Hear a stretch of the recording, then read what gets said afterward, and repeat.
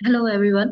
इस लेक्चर में हम बात करेंगे derivation of second equation of motion by graphical method.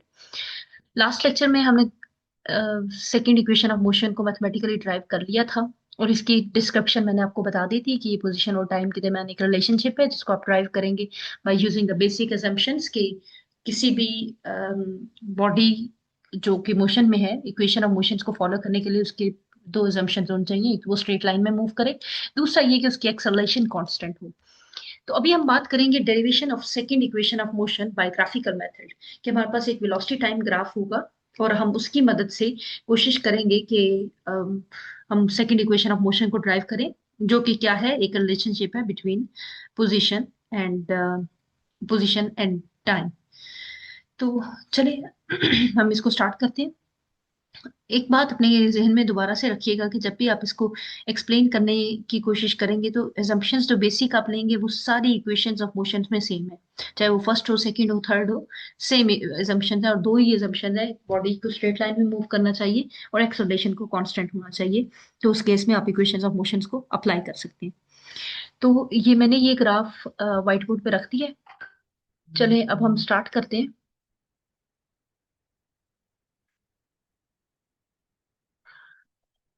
तो आप व्हाइट बोर्ड यहाँ पे देख सकते हैं।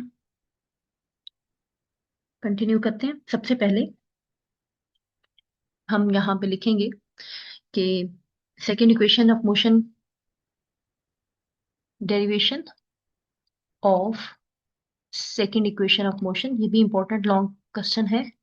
Second equation of motion by graphical method. तो हम ग्राफिकल मेथड को यूज करेंगे और ग्राफिकल मेथड को यूज करके हम उसको ड्राइव करेंगे। ग्राफ को एक्सप्लेन कर देती हूँ पहले आपको। सबसे पहले आप देखिए, ग्राफ में आपको एक पिंक कलर की कर्व शो हो रही होगी और ये पिंक कलर की जो कर्व है ये आपको यहाँ से स्टार्ट होती हुई नजर आ रही है। इसका मतलब है क्योंकि आपके पास वाई एक्सिस पे वेलोसिटी है और टाइम एक्स एक्सिस पे है, तो वाई एक्सिस पे थोड़ी देर बाद स्टार्ट होने का मतलब है कि यहाँ पे कोई वाई की वैल्यू होगी, लेट्स से 1 है या 2 है, जो भी है। तो इसका मतलब है कि जब बॉडी ने स्टार्ट किया तो वो रेस्ट पे नहीं थी बल्कि वो इनिशियल वेलोसिटी किसी से मूव कर रही थी। ठीक है। फिर मूव करते करते वो एक पॉइंट पे पहुंची जिसको हम कहते हैं फाइनल वेलोसिटी। ठीक है।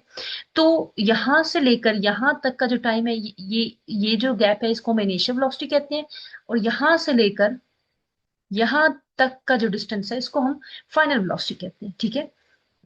और जो टोटल टाइम लिया बॉडी ने, ये ड्यूरेशन जो लिया वो यहां से यहां तक का था, ये टाइम टोटल उस ऑब्जेक्ट ने लिया अपनी इनिशियल वेलोसिटी वी आई से फाइनल वेलोसिटी वी एफ में चेंज होने तक। ठीक हो गया। तो हम इसमें क्या करेंगे, it can be derived second equation of motion can be derived by velocity time graph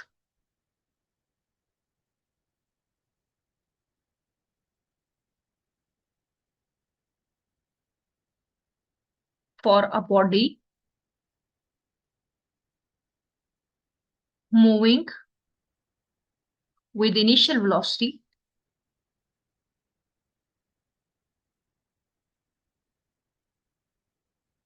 vi and it changes its velocity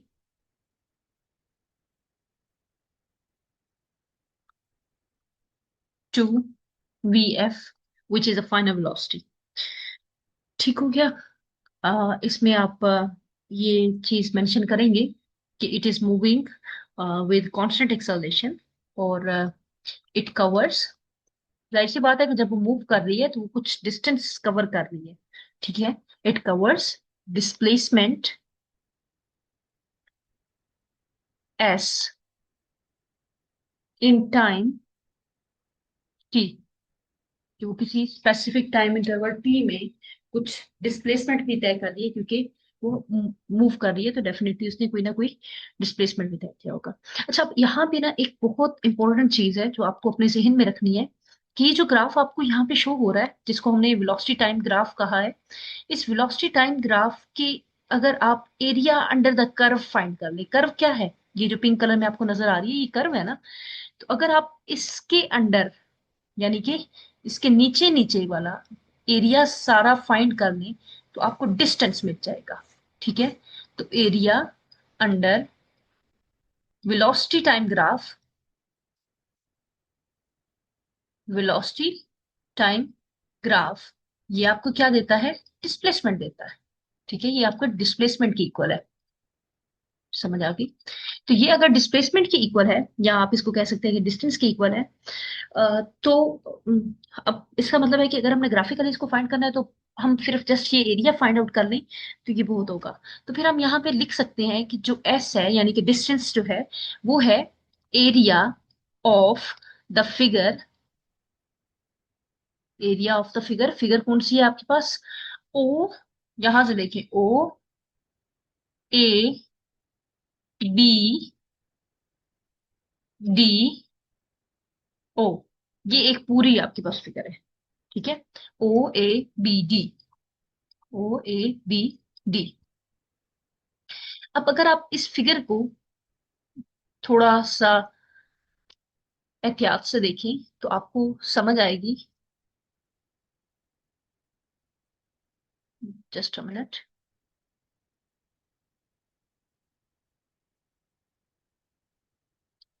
okay, अगर आप इस फिगर को थोड़ा सा एहतियात से देखें तो आपको नजर आएगा कि इसके अंदर एक फिगर नहीं है बल्कि ये एक कंपाउंड फिगर है। कंपाउंड फिगर यानी कि ये दो फिगर्स, दो ज्योमेट्रीज का सम है। एक आपके पास ट्रायंगल है और एक आपके पास रेक्टेंगल है।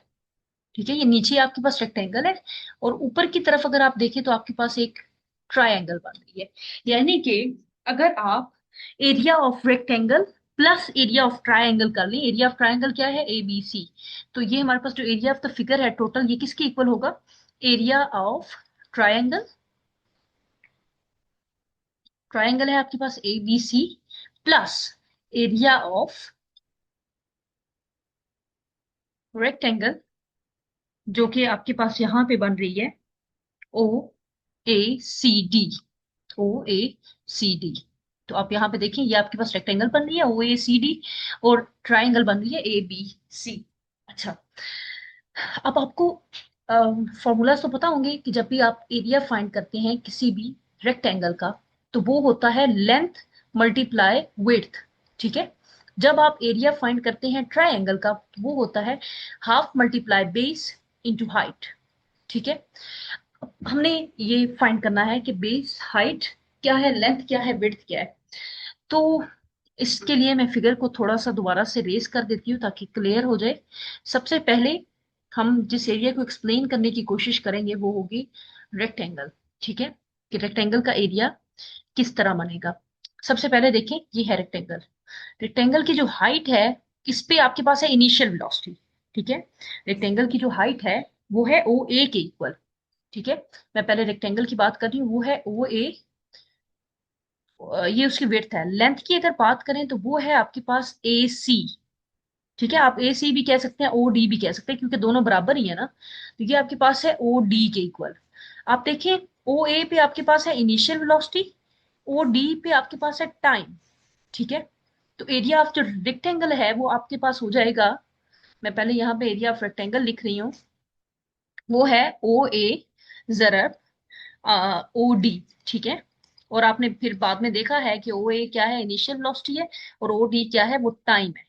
ठीक हो गया, अब इसमें प्लस होना है एरिया ऑफ ट्राइंगल। ठीक है, अब एरिया ऑफ ट्राइंगल फाइंड करते हैं। एरिया ऑफ ट्राइंगल किसके इक्वल होगा, बेस किसके इक्वल है, हाफ, बेस आपके पास है ये वाली ए सी। ठीक है, हाफ मल्टीप्लाई ए सी, और आपको पता है कि ए सी किसके बराबर है, टाइम के बराबर है। हाइट क्या है यहाँ पे, अब आपको थोड़ा सा देखना पड़ेगा। हाइट आपके पास है यहाँ पे बी सी, ये है आपके पास हाइट, बी सी को मैं एज इट इज लिख रही हूँ। ठीक है, तो यहाँ पे आप इसको मल्टीप्लाई कर लें बी सी, तो मैं इसको एरिया ऑफ ट्राइंगल को यहाँ पे लिखती हूँ half multiply A C times by B C, जबकि ए सी का आपको पता है कि वो टाइम है और बी सी का आपको नहीं पता। ठीक हो गया। अच्छा, आपने जब हम फर्स्ट में कर रहे थे, हमने जब फर्स्ट इक्वेशन ऑफ मोशन पढ़ी है तो उसमें हमने देखा है कि जो बी सी है वो हमारे पास ए टी के इक्वल है। अब हमने बेसिकली देखना है कि वो जो बी सी है वो ए टी के इक्वल किस तरह है। बेसिकली अब हम यहाँ पे हैं कि हमने बी सी को किस तरह फाइंड करना है। हमने फर्स्ट इक्वेशन ऑफ मोशन जब फाइंड की थी तो उसमें मैंने एक्सप्लेन किया था, थोड़ा सा दोबारा एक्सप्लेन कर देती हूँ कि मैंने आपको बताया था कि जो स्लोप है, स्लोप क्या होती है कि कोई भी चीज इंक्लाइंड कितनी है ये उसकी स्लोप होती है। स्लोप हम अगर ए बी की स्लोप फाइंड करेंगे ना तो ये हमारे पास एक्सेलरेशन की इक्वल आएगी, क्योंकि ये जो ग्राफ है ये वेलोसिटी टाइम ग्राफ है। वेलोसिटी टाइम ग्राफ की जो स्लोप है वो आपको एक्सेलरेशन देती है, आपने नाइन्थ क्लास की बुक में पढ़ा होगा। अच्छा, तो अब जब आपने इसकी स्लोप फाइंड करनी है तो स्लोप होती है वाई एक्सिस पे आपके पास जो भी है डिवाइडेड बाय जो आपके पास एक्स एक्सिस पे है। मेरे पास वाई एक्सिस में है आपके पास वाई एक्सिस में लेट से हाइट जो है इसकी कितनी है वो बी सी है, ठीक है। फिलहाल मैं इसको लेटर्स में लिखती हूँ कि हाइट आपके पास टोटल दी हुई है बी सी, ठीक है। हाइट उसकी ये है और फिर उसकी जो टोटल विड्थ है ए सी, ठीक है। बी सी ओवर ए सी, यानी कि जब भी आपने किसी भी चीज की स्लोप फाइंड करनी है, अगर आपने इस लाइन की स्लोप फाइंड करनी है तो पहले तो आपने इसकी हाइट फाइंड करनी है, उसको डिवाइड कर देना है इसके वर्टिकल हॉरिजॉन्टल डिस्टेंस से। आपको आप जब इन दोनों को आपस में डिवाइड करोगे तो आपके पास एक्सेलरेशन आ जाएगी, अगर वेलोसिटी टाइम ग्राफ है तो ए सी किसके इक्वल है, ए सी तो टाइम के इक्वल है। तो इसका मतलब ये हुआ कि बी सी जो है वो ए टी के इक्वल हुआ, ठीक है। तो यहाँ पे आप मेंशन कर सकते हैं slope of above graph gives acceleration।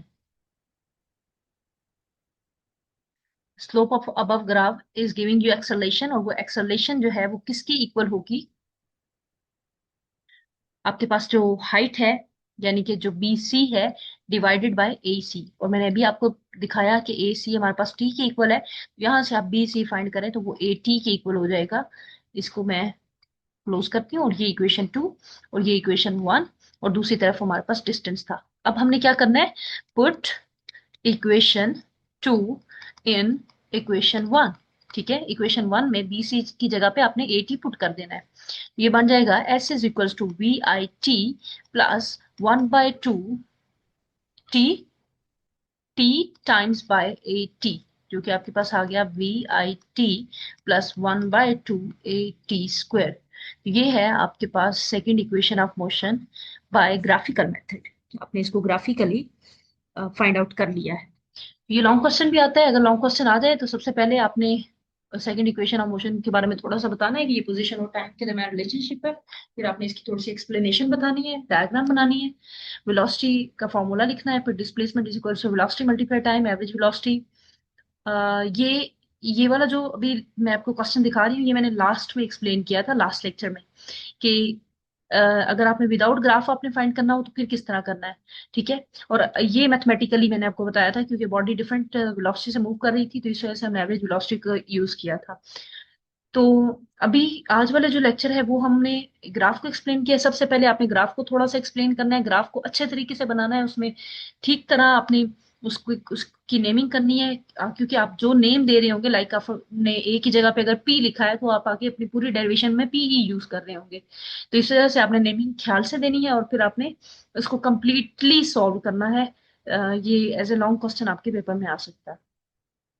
तो इसके साथ ही हम आज के लेक्चर को एंड करते हैं। अगर आपको किसी जगह पे कोई कंफ्यूजन होती है, क्वेश्चन होता है तो कमेंट सेक्शन में पूछें। वीडियो को लाइक करें और चैनल को सब्सक्राइब करें ताकि आपको नेक्स्ट वीडियोस बहुत जल्दी मिल जाए। सी यू अंटिल देन, बाय।